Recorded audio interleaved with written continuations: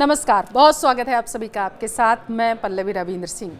Tesla और space x के CEO यानी कि एलन मस्क ने एक बार फिर से अमेरिका की राजनीति में हलचल मचा दी है। इस बार चर्चा का केंद्र बना है उनका हालिया बयान, जिसमें उन्होंने कहा है कि वह अब डोनाल्ड ट्रंप की टीम का हिस्सा नहीं रह गए हैं।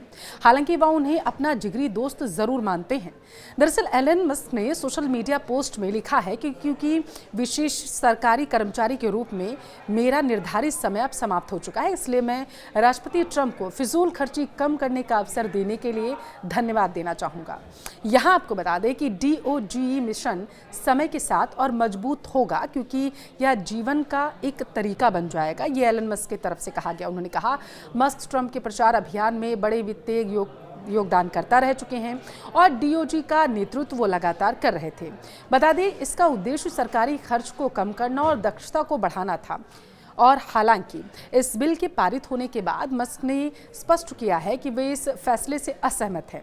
उन्होंने कहा कि मैंने सोचा था कि यह बिल DOGE के काम को मजबूत करेगा, लेकिन इसके बजाय ये उसे नुकसान पहुंचा रहा है। मस्क की टिप्पणियों ने राजनीतिक गलियारों में हलचल मचा दी है।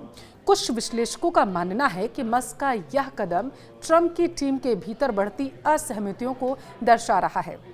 हालांकि एलन मस्क ने कौन से बिल का जिक्र किया है, अभी तक इसके बारे में कोई जानकारी निकलकर सामने नहीं आ पाई है, लेकिन सोशल मीडिया पर उन्होंने ये पोस्ट जरूर कर दिया कि अब वो ट्रंप की टीम का हिस्सा नहीं रह गए हैं।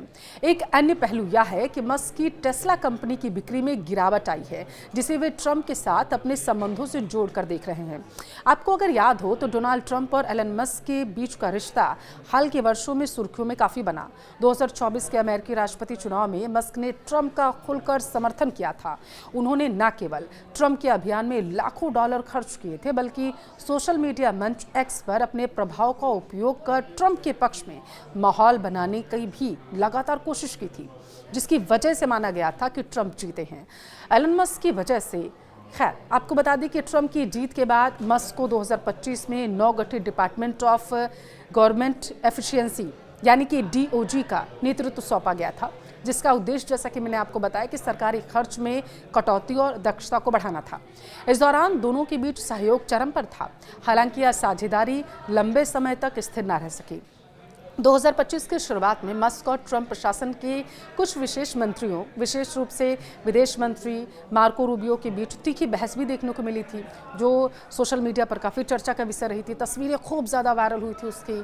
मस्क की आक्रामक शैली और सरकारी कर्मचारियों को कार रिपोर्ट प्रस्तुत करने का आदेश विवादों में रहा था। इसके अलावा मस्क की स्टारलिंक और टेस्ला जैसी परियोजनाओं पर कंपनियों पर बढ़ता ध्यान और ट्रंप की नीतियों पर बढ़ती आलोचना ने उनके रिश्ते में तनाव पैदा किया, ऐसा दावा किया जा रहा।